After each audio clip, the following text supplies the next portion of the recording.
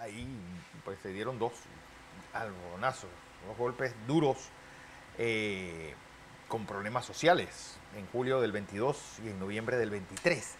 Pero no solamente ese va a ser hay problemas en educación, hay problemas en infraestructura, hay problemas en la propia justicia, hay problemas en la salud. Y alguien pues, puede darnos una visión pues, de esos problemas, ese diagnóstico en el que se encuentra Panamá, en el que se encuentra Panamá es Francisco Bustamante, ex subdirector de la Caja del Seguro Social, economista y alguien con mucha experiencia. Don Francisco, como siempre, es un placer recibirlo y buenos días. Buenos días a todos.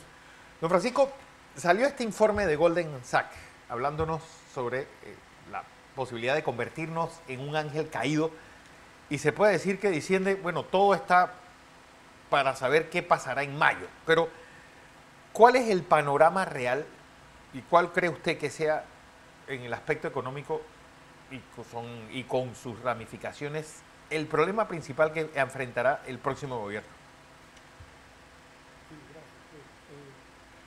Creo que antes me he referido a esto. Yo creo que el panorama panameño presenta la situación más crítica que una economía puede tener, que es lo que llamamos el triple déficit. Tiene un déficit fiscal, un déficit cuasi fiscal y un déficit comercial. El déficit cuasi fiscal, pues los bancos con banca central es el del Banco Central, el caso nuestro sería el Seguro Social. Entonces tú tienes tres déficits que sumado tienen un impacto inmediato en el nivel de empleo. En el déficit comercial a nosotros se nos agrava la situación por dos situaciones. Para los efectos prácticos, nosotros tenemos lo que los economistas llaman una tasa fija de cambio, es decir, Panamá no ajusta su moneda de acuerdo a la inflación ni a la entrada y demanda de dinero, sino que automáticamente te cambia al mismo tipo de cambio todo el tiempo los dólares que entran versus los costos internos, y eso se refleja en lo que llamamos un ajuste automático en el empleo. Entonces, si yo sintetizara, yo diría que el principal problema que nosotros tenemos, que es la causa raíz de lo demás, es la incapacidad de la economía de generar suficientes empleos en cantidad y calidad. Y la noticia, esa es la mala noticia, y la peor es que eso no tiene una solución de corto plazo. Esto se refleja en que entonces el gobierno entrante va a tener como primera condición un problema de liquidez severo. Y quiero aclarar, la diferencia de lo que dijo un candidato. La liquidez, o sea, cuando una empresa se dice que está quebrada, no es que no tenga solvencia.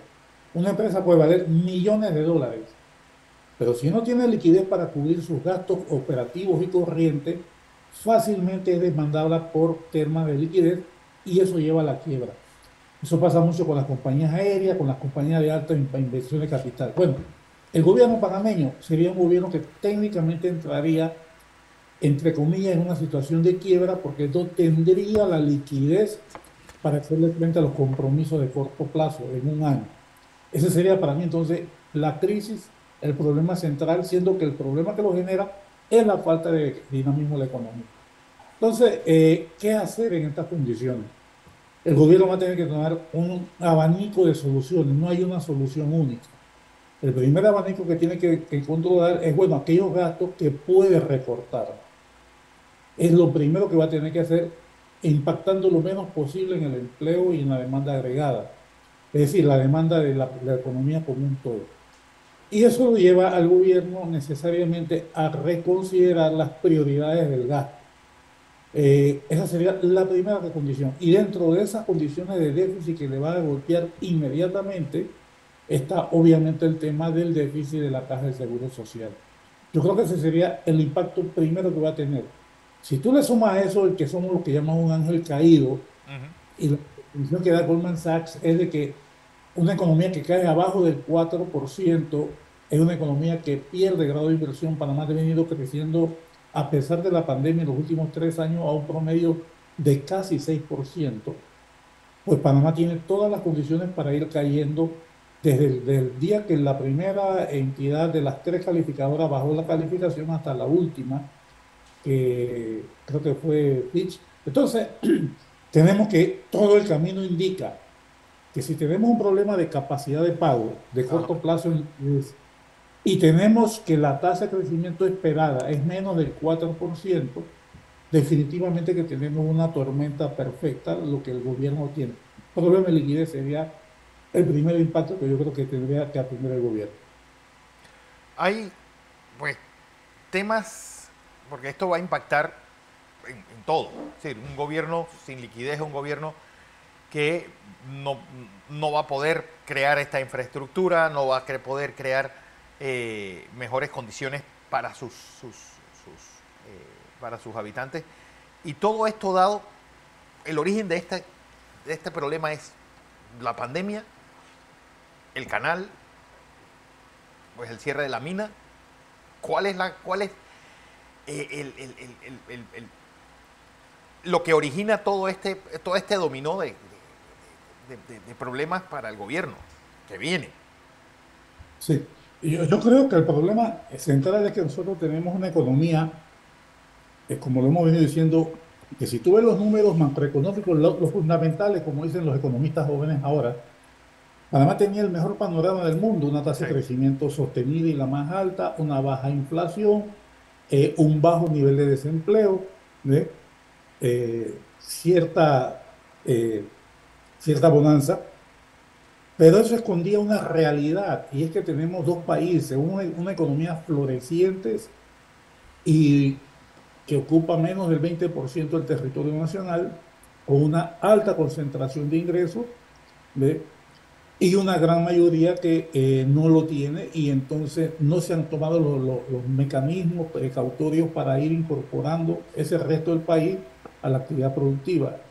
Y la clase política, todos, aquí no se salva ninguno, encontraron más cómodo eh, emplear gente en el gobierno y llega un momento en que el sector productivo, por más que genere, no genera ni los empleos ni los ingresos. Entonces, nosotros creemos de que hace muchos años, muchísimos años, Panamá descuidó esta variable. Y lo cuento, cuando yo tenía 27 años y ahora voy a cumplir 75, usted está hablando casi 50 años atrás, cuando yo trabajé en el segundo Plan Nacional de Desarrollo, yo me acuerdo que yo hice una pregunta, estaba jovencito, recién llegado, y no, tenía menos de 27 años, 25, 26. Y yo pregunté, ¿dónde está la gente que va a hacer este proyecto de país que está en el segundo Plan Nacional de Desarrollo? Y ya entonces decían, ese es el reto. Entonces yo creo que nos hemos quedado cortos en la formación de ese capital humano y obviamente lo que tenemos es entonces una juventud totalmente insatisfecha, con las manos llenas de papeles, la escolaridad formal se ha disparado en el país, pero el conocimiento, la innovación se ha quedado atrás, entonces yo creo que tenemos un problema serio. Es una estructura económica que no da más, no genera los empleos, no genera los excedentes necesarios de exportación, no genera la competitividad y necesariamente nos estamos encontrando cercados de la incapacidad de esa economía de generar más excedentes y por otro lado lo poco que genera o lo mucho está mal aplicado por una clase dirigente política que encontró cómodo distribuir beneficios y sentarse en el poder, ¿no? Entonces, los políticos y los económicos se han cruzado, eso es inevitable, y eso requerirá del nuevo gobierno dos cosas. Una claridad del cuál es el problema que tenemos y tiene dos opciones. O una gran capacidad de consenso para desnudar la situación y convencer al país y sumar al país en un proceso lento y duro, pero seguro de cambiar o tomar posiciones dictatoriales y hacerla golpirra con el riesgo de que haya inestabilidad social y política más adelante. Son los caminos que yo veo. José Blandón con nosotros. Buenos días, don Francisco. Ingeniero, gusto en saludarlo. ¿Cómo está? El gusto es mío y el gusto para nuestra audiencia escuchar esos números. Sin entrar a cuestionar sus números, le voy a dar una estadística. La guerra en Israel produjo una caída en el último trimestre de 20% del Producto Interno Bruto, una caída del 27% del consumo y una caída de la inversión del 68% Wow. en el último trimestre. Israel termina el año 23 con un crecimiento del 2%. La República de Panamá, don Francisco, y aquí viene mi punto. La República de Panamá durante los últimos 35 años ha tenido un crecimiento y un desarrollo sostenido, y la población en general de la República de Panamá, toda, ¿no?, ha tenido un impulso en el desarrollo y en la solvencia de algunos de los problemas que vive. Por ejemplo, la población panameña es una de las que más uso tiene de esto. Sí. El costo de esto. Más de 4 millones, más de 10 millones de celulares circulan en el país, y esto lo ve a lo largo y ancho del territorio nacional. Mi punto es el siguiente. Cuando uno escucha la receta del análisis económico, yo inmediatamente lo centro en la capacidad política de resolverlos. Por ejemplo, cuando yo hablo de la Caja de Seguro Social, es fácil decir, hay que resolver los problemas de las medidas métricas de la Caja de Seguro Social. Pero quizás uno de los problemas más centrales de la República de Panamá es el nivel de fragmentación social, político, en la que avanza el país. Entonces, lo que yo creo que, independientemente del escenario que enfrentemos y cómo lo enfrentemos, Milei hizo un gran diagnóstico de lo que estaba pasando en Argentina, pero la implementación de sus medidas la hizo al margen de la sociedad. Como consecuencia se enfrenta a la sociedad. Entonces, la medida de los cambios va a ser una función de la capacidad de movilización de una fuerza con capacidad de transformar. Por ejemplo, en Panamá, ¿qué necesitamos? Necesitamos a alguien que entienda que solo no lo puede hacer. Yo tengo aquí las estadísticas electorales, de ello le voy a hablar ahora. Si más tarde tiene el tiempo de escucharnos, lo dará cuenta.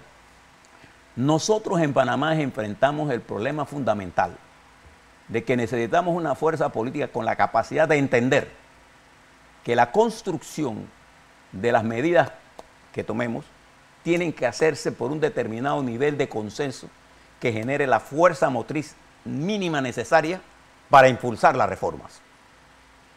El diagnóstico económico de nosotros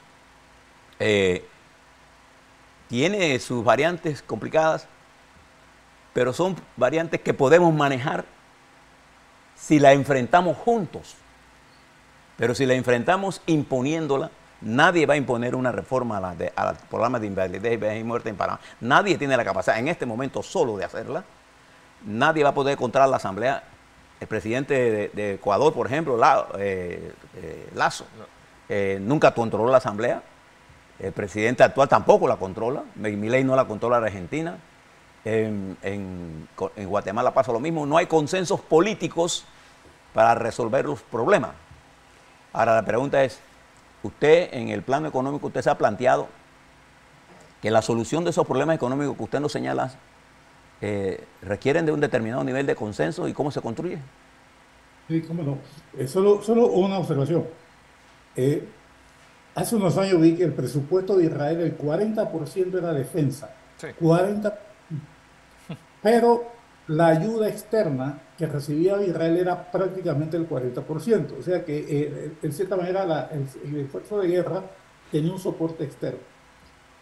Y voy a darlo porque voy a llegar donde estamos llegando, porque justamente la sociedad israelita hoy presenta un fraccionamiento que no lo deja avanzar. Ellos tuvieron una crisis económica hace mucho tiempo, de crecimiento, de desempleo y demás. El modelo socialista era el que estaba dominando por los laboristas, y Shimon Peres tuvo la osadía, siendo un tipo de los que construyó el modelo, de cambiar la estructura productiva del país, e Israel se convirtió como magia en el país primero en innovación, primero en empresas electrónicas, primero en exportación de alimentos en un desierto de 20.000 kilómetros cuadrados, porque hizo un cambio y generó un crecimiento económico y bienestar de su población espectacular. Un ejemplo de cómo un cambio en la política económica cambió un país, Sí.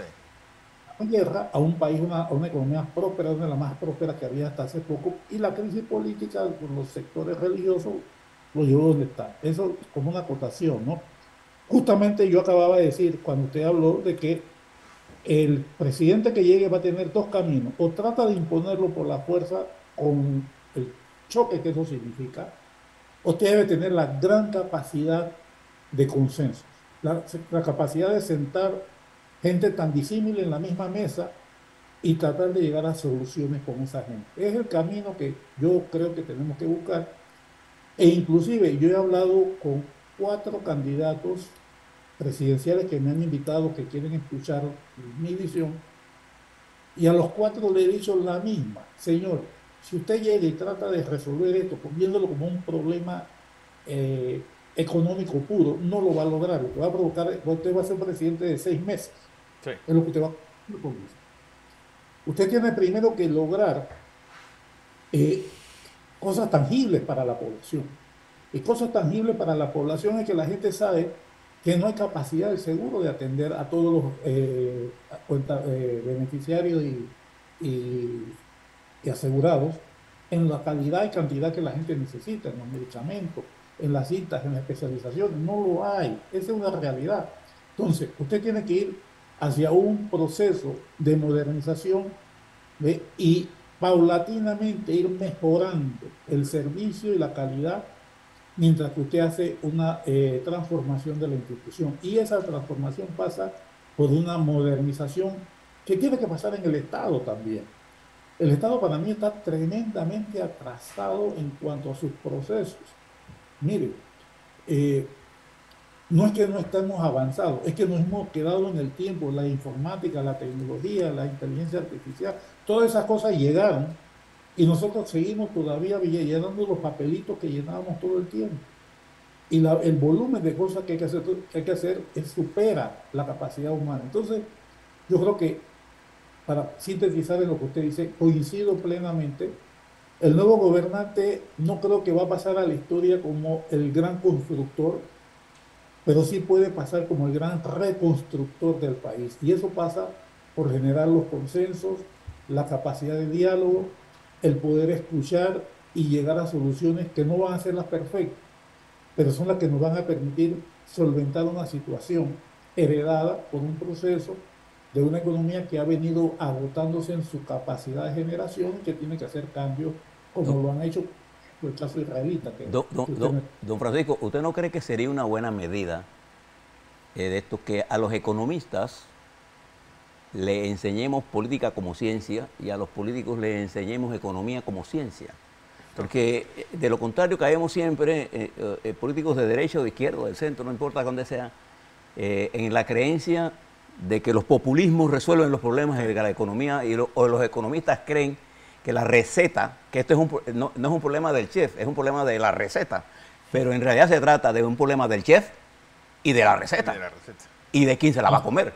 Entonces, como esto es tan complicado, que incluye factores humanos, el análisis económico siempre es frío, números.